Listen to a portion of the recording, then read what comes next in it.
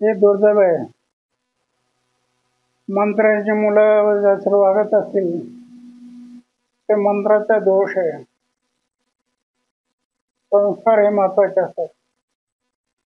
पहिले कुटुंबातले संस्कार, घरचे संस्कार, गावाचे संस्कार, समाजाचे संस्कार. आज राळेगण स्थितीमध्ये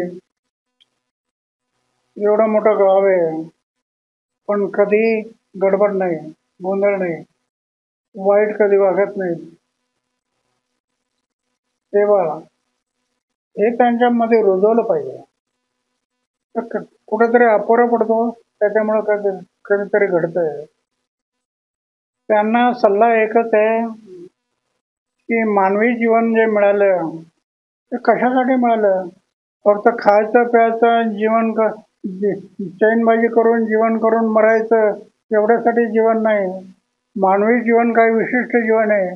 ईश्वराने तुम्हाला ज्ञान दिलंय, बुद्धी दिली, शक्ती दिली की मी कोण आहे, मी कुठून आलोय, माझं कर्तव्य काय, मला जायचंय कुठं, हा सर्व विचार करण्यासाठी तुम्ही जीवनात विचार केला पाहिजे. हा जर विचार केला तर तुमच्यातून वाईट वागणं होणार नाही, कारवाई झाली पाहिजे.